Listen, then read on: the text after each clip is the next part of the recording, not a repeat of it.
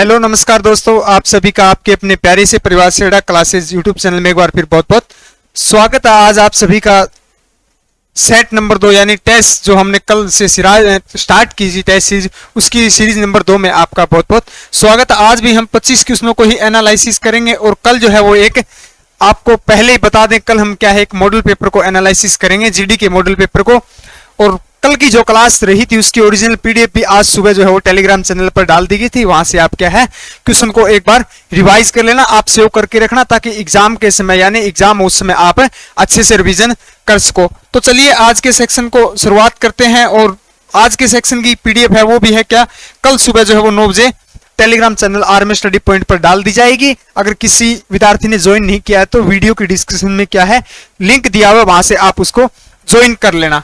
तो देखिए आज के सेक्शन का पहला क्वेश्चन है, प्रथम राष्ट्रमंडल खेल किस देश में आयोजित हुए, यानी प्रथम राष्ट्रमंडल खेल किस देश में आयोजन हुआ या सर्वप्रथम राष्ट्रमंडल खेलों की मेजबानी करने वाला देश कौन सा था, ऐसे क्वेश्चन पूछा जाता है। तो मेजबानी का मतलब ये होता है कि जिस जगह जिस स्थान पर आयोजन होता है उसको क्या है मेजबानी बोला जाता है। तो प्रथम आयोजन जो है वो कहाँ हुआ था, कनाडा के अंदर हुआ था। कब हुआ था ये भी याद रखें, 1930 के अंदर प्रथम राष्ट्रमंडल खेलों की क्या है शुरुआत हुई थी। कहां से, कनाडा देश से हुई थी। कनाडा देश ने इसकी क्या है मेजबानी की थी।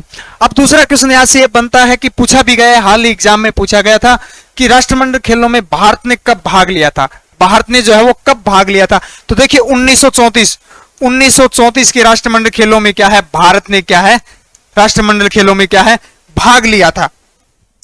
एक मेजबानी का क्वेश्चन आता है कि भारत ने राष्ट्रमंडल खेलों की कितनी बार मेजबानी की है।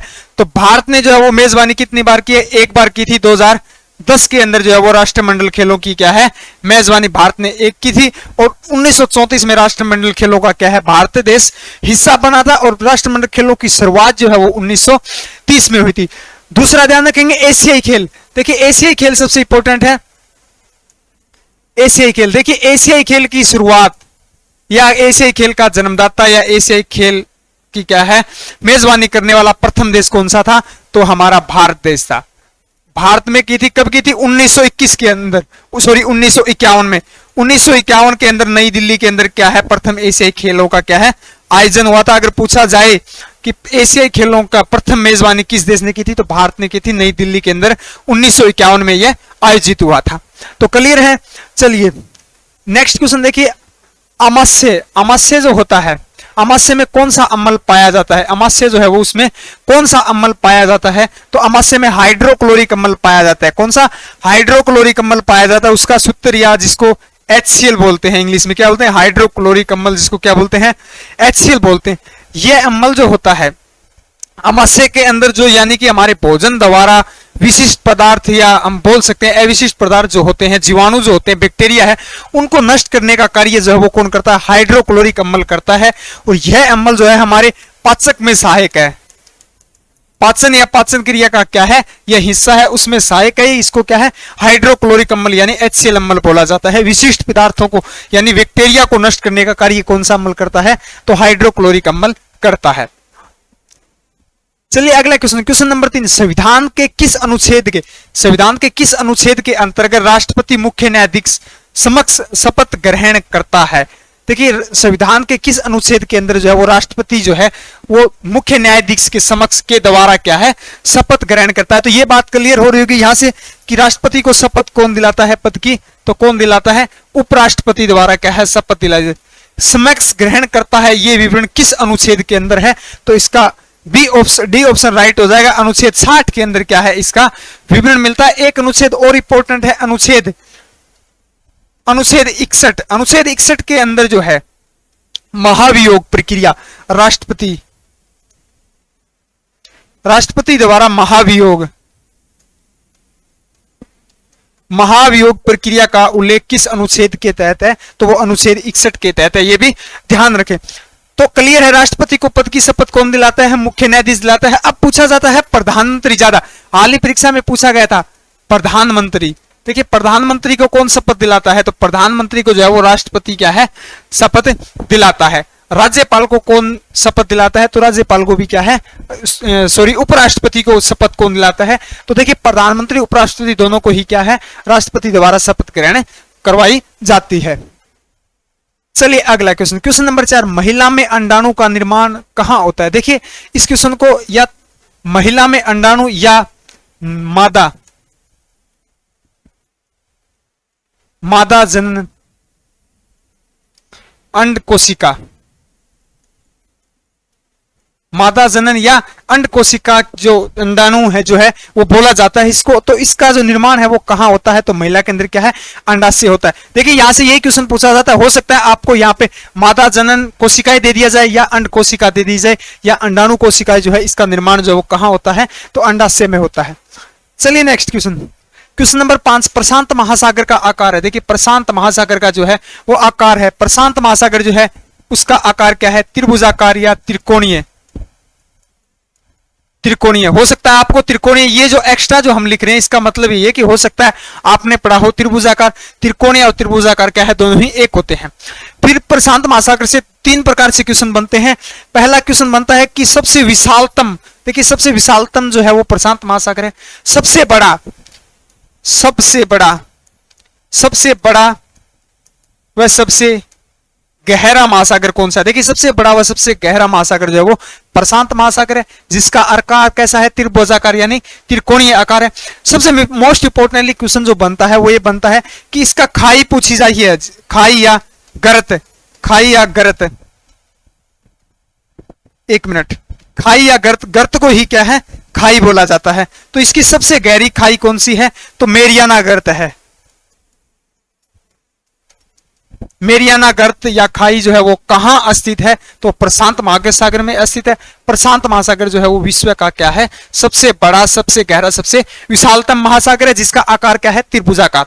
अब बात करते हैं छोटा, छोटा भी नोट कर लें, हो सकता है पूछा जाए। छोटा कौन सा होता था? आर्कटिक, आर्कटिक महासागर है जो क्या है? वो सबसे छोटा महासागर है। तो क्लियर है, खाई पूछी या पूछी जाए आपसे मेरियाना गर्त किस महासागर की क्या है? गहरी खाई है या गर्त है, तो किसकी है? प्रशांत महासागर की। चलिए नेक्स्ट क्वेश्चन, सूर्य किन गैसों का बना होता है? देखिए सूर्य किन गैसों का बना होता है या किन गैसों का क्या है? गोला है। इस प्रकार से क्वेश्चन पूछा जाता है, हाल ही में गोला पूछा गया था, सूर्य किन गैसों का क्या है? गोला है, या सूर्य किन गैसों से मिलकर क्या है? बना है। तो सूर्य एक तारा है। देखिए सूर्य एक है, सबसे पहले तो याद देना कि सूर्य एक क्या है? तारा है। और तारा जो है उसमें क्या है? सर्वाधिक हाइड्रोजन और हीलियम होती है। हाइड्रोजन और क्या है? हीलियम होती है। हाइड्रोजन जो है इसमें कितने प्रतिशत है? लगभग 70%, 70%। और हीलियम गैस जो है वो कितनी है? 28% है। वैसे नाइट्रोजन भी है, नाइट्रोजन भी है, ऑक्सीजन भी है, लेकिन सर्वाधिक मात्रा 70% जो है वो क्या है? हमारी हाइड्रोजन है और 28% क्या है? हीलियम है। दोनों गैसों का बनकर क्या है? ये बना हुआ है। और सूर्य एक क्या है?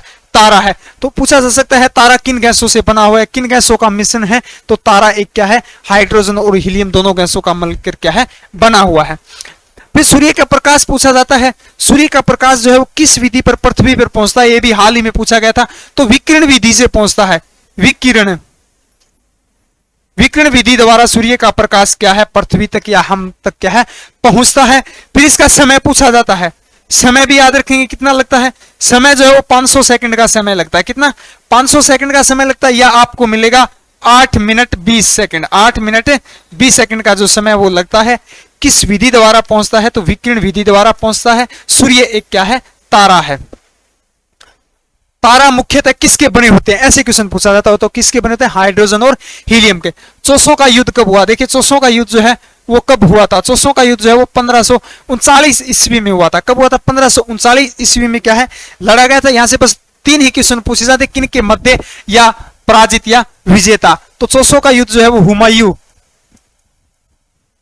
हुमायूं और शेरशाह सूरी, हुमायूं और शेरशाह सूरी के बीच क्या है? लड़ा गया था, जिसमें विजय जो है वो कौन हुए थे? विजेता। विजेता कौन रहे थे? शेरशाह सूरी रहे थे। और शेरशाह सूरी का एक मुख्य क्वेश्चन पूछा जाता था, ग्रांड ट्रैक, जिसको NH1 NH2 को क्या बोलते हैं? ग्रांड ट्रैक या बोलते हैं GT रोड। क्या बोलते हैं? ग्रांड ट्रैक या GT रोड बोलते हैं। जिसका निर्माण किसने करवाया था? निर्माण, तो जिसका GT रोड का निर्माण जो किसके द्वारा करवाया गया था? शेरशाह सूरी द्वारा करवाया गया था। तो क्लियर है, चौसों का युद्ध किन के मध्य हुआ था? तो किनके मध्य? हुमायूं और शेरशाह सूरी के बीच, जिसमें क्या है शेरशाह सूरी विजेता यानी विजय हुए थे।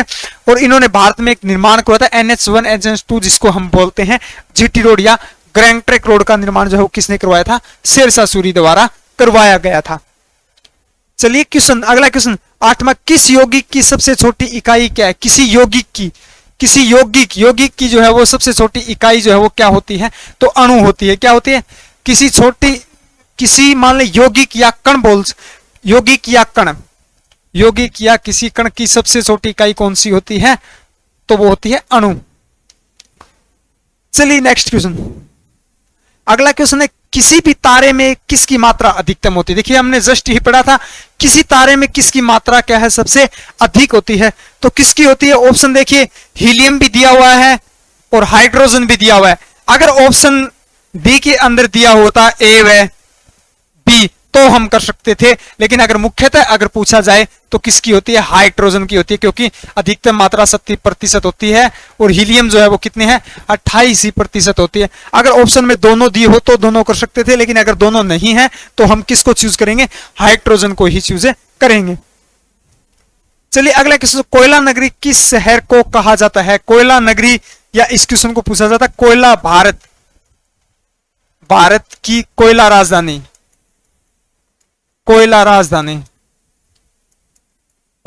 या कोयले की राजधानी किसको कहा जाता है? धनबाद को कहा जाता है। और धनबाद जो है वो झारखंड राज्य में स्थित है, ये भी याद रखें। कहां स्थित है? झारखंड राज्य में ये स्थित है, जिसे भारत की कोयले की राजधानी या उच्चतम क्वालिटी का जो कोयला जो है वो धनबाद से ही क्या है? प्राप्त होता है। और धनबाद जो है वो कहां? झारखंड राज्य में स्थित है। चलिए अगला क्वेश्चन, अमोनिया गैस को बनाने में किसका प्रयोग किया जाता है? अमोनिया गैस बनाने में किसका प्रयोग किया जाता है? तो उसमें लोहे का चूर्ण या आपको मिलेगा आयरन का क्या है? प्रयोग किया जाता है। चलिए अगला क्वेश्चन, मनुष्य का सामान्य रक्तचाप होता है। देखिए हमारे शरीर में मनुष्य का रक्तचाप जिसको बोलते हैं बीपी या ब्लड प्रेशर बोलते हैं, उसको क्या बोलते हैं? रक्तचाप बोलते हैं। और यह रक्तचाप जो है हमारे हृदय की धड़कन से ही क्या निर्धारित होता है। कम ज्यादा जो होता है वो हमारे हृदय की क्या है? धड़कन से होता है। तो रक्तचाप जो होता है वो 120 mmHg होता है। तो कितना होता है? 120 से 80 होता है हमारा ब्लड प्रेशर। चलिए नेक्स्ट क्वेश्चन, तीन तत्व किसमें पाया जाता है? देखिए कल हमने क्या पढ़ा था? कैफीन पढ़ा था। कैफीन किसमें पाया जाता है? कॉफी में पाया जाता है। किसमें पाया जाता है? कॉफी में। और कॉफी को क्या कहा जाता है? कहवा कहा जाता है। ये अरबी शब्द है, ये भी हमने पढ़ा था। तो थीन जो तत्व है, देखिए थीन जो तत्व है वो चाय में पाया जाता है। किसमें? चाय में पाया जाता है, लेकिन चाय में थीन भी पाया जाता है। अगर ऑप्शन में थीन नहीं हो तो कॉफी कैफीन भी इसमें पाया जाता है, ये भी याद रखें। कैफीन, चाय में कैफीन और थीन दोनों ही क्या है? पाए जाते हैं। और चाय उत्पादन करने वाला प्रथम राज्य आप सबको पता ही है कौन सा है? असम राज्य। और कॉफी का कल हमने पढ़ा था क्या? कर्नाटक पढ़ा था। एक रबड़ पढ़ा था हमने, रबड़ उत्पादन सर्वाधिक कहां पाया जाता है? तो रबड़ जो है वो सर्वाधिक जो है वो कहां पाया जाता है? केरल राज्य में पाया जाता है। हाल ही परीक्षा में क्वेश्चन पूछा गया सेव उत्पादन करने वाला प्रथम राज्य। तो सेव उत्पादन करने वाला प्रथम राज्य कौन सा है? तो जम्मू कश्मीर। चलिए अगला क्वेश्चन नंबर 14, परमाणु का उदासीन कण, यानी कि परमाणु का कौन सा कण जो है वो क्या है? उदासीन कण यानी उदासीन होता है। तो उदासीन कौन सा होता है? न्यूट्रॉन होता है। और तीनों ही कण पूछे जाते हैं, तो उदासीन कौन सा होता है? न्यूट्रॉन। प्रोटॉन जो है वो क्या? धनात्मक होता है, और इलेक्ट्रॉन जो है वो ऋणात्मक होता है। क्या होता है? ऋणात्मक होता है। और उदासीन में पाया जाने वाला कौन सा होता है? न्यूट्रॉन होता है। और इलेक्ट्रॉन न्यूट्रॉन को परिभाषित पूछा जाता है, तो देखिए प्रोटॉन और न्यूट्रॉन जो है वो क्या है? केंद्र में पाए जाते हैं। किसमें? केंद्र में पाए जाते हैं। और इलेक्ट्रॉन जो है वो बाहरी अवस्था में पाए जाते हैं। इलेक्ट्रॉन जो है वो क्या है? बाहरी अवस्था में। पूछा जाता है कि परमाणु केंद्र में कौन से कण पाए जाते हैं? तो प्रोटॉन और न्यूट्रॉन दोनों पाए जाते हैं। और इलेक्ट्रॉन जो है वो बाहरी अवस्था में पाया जाता है। इस प्रकार से क्या है? बाहरी अवस्था में। चलिए अगला क्वेश्चन, भारत का प्रथम मिसाइल, भारत की पहली मिसाइल जो है वो कौन सी थी? भारत की पहली मिसाइल जो है वो कौन सी थी? पृथ्वी। कौन सी थी? भारत की पहली मिसाइल जो है वो कौन सी थी? पृथ्वी थी, जिसकी भेदन क्षमता या मारक क्षमता भी पूछी जाती है। मारक क्षमता, जिसकी मारक क्षमता कितनी थी 150 किलोमीटर। ये इतना इंपॉर्टेंट नहीं है जितना इंपॉर्टेंट मारक क्षमता पूछी जाती है। ये मारक क्षमता जो है वो सतह पर, इसका मतलब ये है कि ये धरती से सतल पर ही क्या है वार करती है। इससे क्या है इसका प्रयोग किया जा सकता है। हवा से, जैसे हम पृथ्वी धरातल से क्या है आकाश में जो है वार करते हैं, वो नहीं है। इसका सतह से सतह या धरातल से धरातल या जमीन से जमीन पर ही मार करती है। और मारक क्षमता जो है इसकी कितनी है वो 150 किलोमीटर है। इसके बाद जो आती है वो पृथ्वी सेकंड आती है। पृथ्वी फर्स्ट है। भारत की क्या है पहली मिसाइल थी। चलिए अगला क्वेश्चन, ठोस से सीधा गैस में परिवर्तन कहलाता है।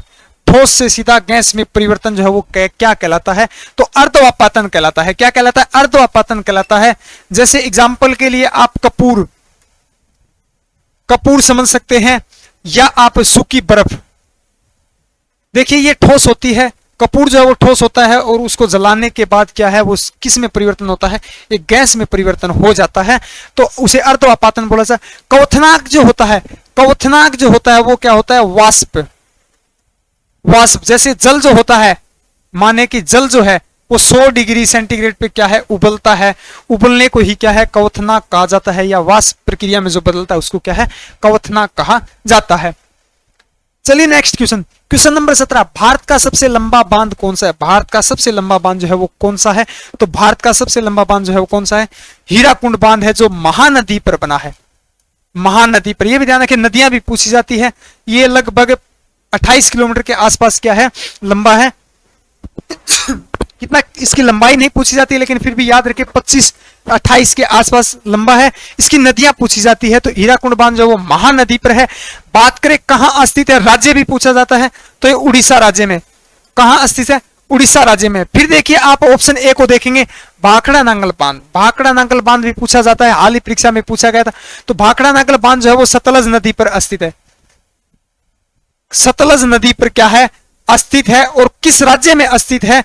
तो ये हिमाचल प्रदेश में, हिमाचल प्रदेश राज्य में ये स्थित है। फिर नागा अर्जुन सागर बांध जो है ये सबसे इंपॉर्टेंटली है कृष्णा नदी। हाल ही परीक्षा में भी पूछा गया था, किस नदी पर? कृष्णा नदी पर बना हुआ है। किस राज्य में? तो तेलंगाना राज्य में। किस राज्य में बना है? तेलंगाना राज्य में क्या है ये बना हुआ है। भारत का सबसे बड़ा बांध, भारत का सबसे बड़ा बांध कौन सा है? बड़ा बांध भी हाल ही में पूछा गया, तो टिहरी बांध। टिहरी बांध कहां स्थित है? तो ये उत्तराखंड राज्य में। किस राज्य में है? उत्तराखंड राज्य में क्या है ये बना हुआ है। अब बात करें नदी पर, तो ये भागीरथी नदी पर स्थित है। अगर आपसे पूछा जाए सबसे बड़ा बांध कौन सा है, तो टिहरी बांध है। किस नदी पर बना हुआ है? तो किस नदी पर? भागीरथी नदी पर। किस राज्य में बना हुआ है? तो उत्तराखंड राज्य में।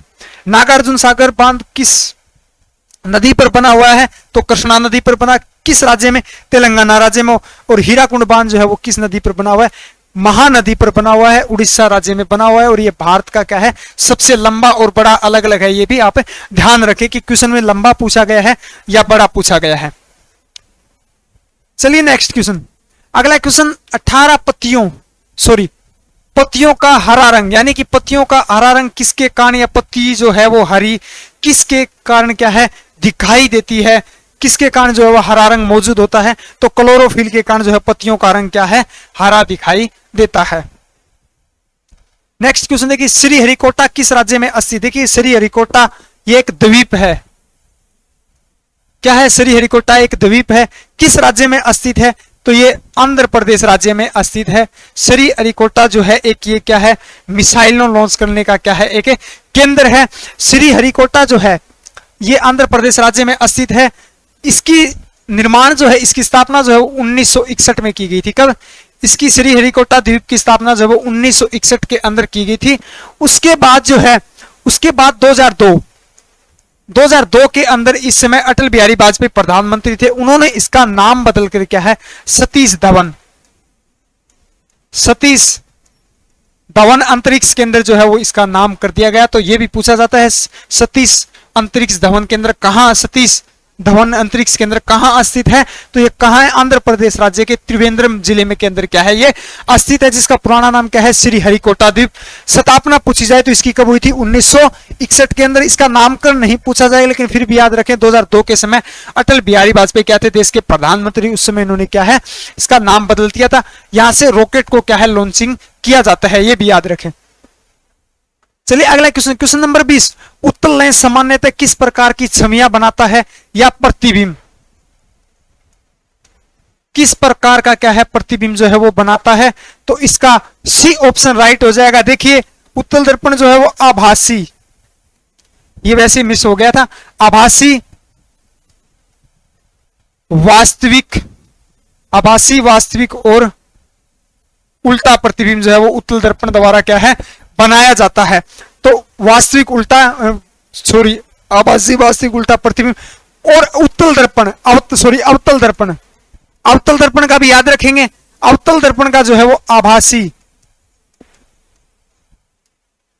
आभासी सीधा वह वस्तु से क्या है छोटा प्रतिबिंब बनता है।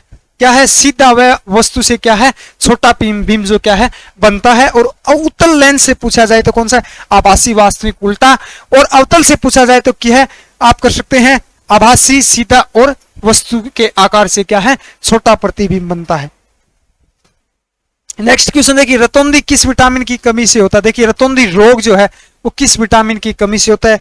विटामिन से जब भी कोई क्वेश्चन पूछा जाता है तो दो ही क्वेश्चन पूछे जाते हैं। विटामिन ज्यादातर सी का पूछा जाता है, सी की कमी से कौन सा रोग होता है? तो सक्रिय रोग होता है। या विटामिन ए की कमी से कौन सा होता है? रतौंधी रोग होता है। विटामिन ए की कमी से कौन सा है?